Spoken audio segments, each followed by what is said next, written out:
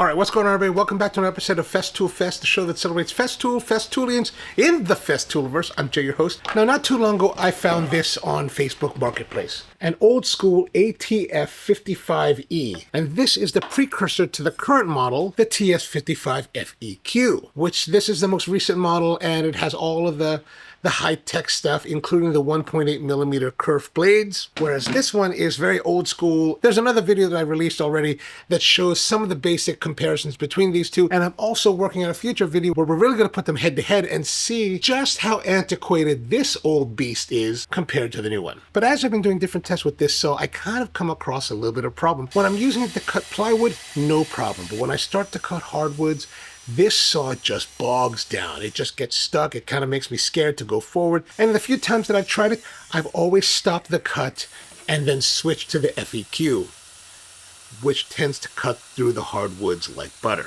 But I was trying to think, what could be wrong with this saw? Is it underpowered? Is there something wrong with the blade? Is it not sharp enough? So what I did is I took the blade out, cleaned it up, put it back in the saw, and went to try to cut more wood. And on a piece of hard maple, it still just bogged down. It's gotta mean that it needs sharpening. I called the Festool customer service and said, hey, how do I get the Sharpen? They're like, oh, you need to call our other service. While there is a Festool sharpening service, it's actually handled by an outside company. And all you have to do is go to festoolsharpen.com and fill out the forms. They'll do is they'll choose your blade, print out the form for it. They'll give you all the shipping labels so you can just send it in. And in about a week's time or so, it comes back to you. Now, during the week that I was sending it out, I was actually out traveling. I went up to Connecticut for the Fine Woodworking New England, and then I had a trip to Boston after that. So it didn't really matter to me how long it took, but about a week later or so, there was the blade ready to go.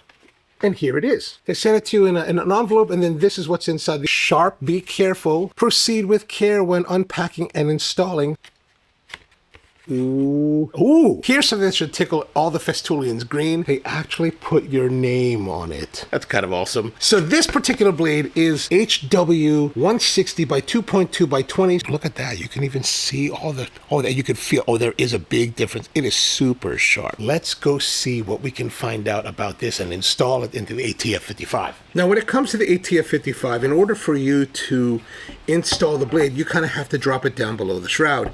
In order to do that, you have to use your release button here, and then it will allow you to plunge the saw. Here's the arbor that we need to get to. Get your 5 millimeter Allen wrench and loosen it.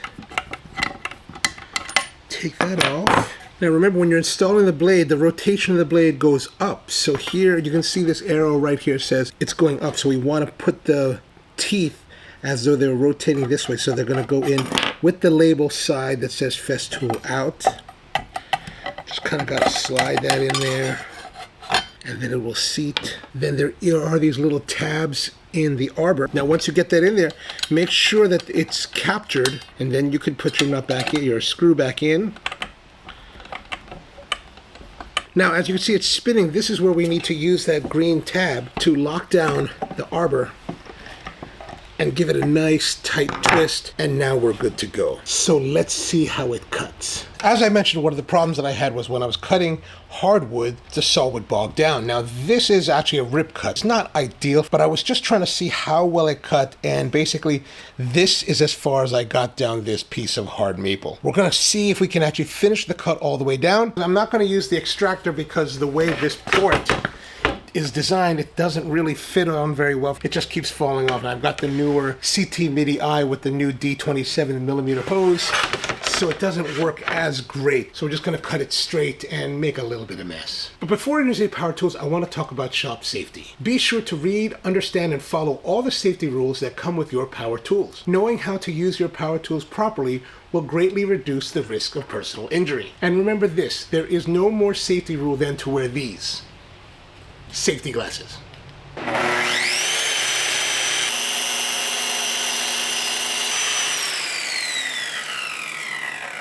Well, the cut's done. Let's look at this little cutoff piece. Pretty thin. I tried to stay close to the edge, and I did try to line it up so with the track from the previous cut. So you can see it's kind of thin here where we started, and then or was this where we began? It was thick where we began, and it thinned out to where we ended, but you can see it's still all one piece. This side, it's rough sawn from the mill, where here, pretty darn smooth. Now let's look at the actual piece. On this end of the board is where we started prior to actually sharpening the blade. So it started here, and it's fairly smooth. It just wasn't cutting very effectively. But now that we're into the newer cut here, oh, very smooth. Oh, look at that. That is, ooh, that's a nice jointable edge. One thing to keep in mind, if your saw is starting to feel a little bit boggy or like difficult to cut, first clean it off to see if you can get any kind of pitch or anything that's kind of blocking the blades and the sharpness. And after you clean, if you're still not getting better performance, then it probably needs to be sent out for sharpening. It's about $38 for the TS55 blades, which is 160 millimeter diameter. I'm very pleased with this new blade, and I think it's going to give us really good results as a comparison with the TS55 FEQ. More to come on that soon. Thanks for tuning in. If you haven't done it, please consider subscribing, and see you next time.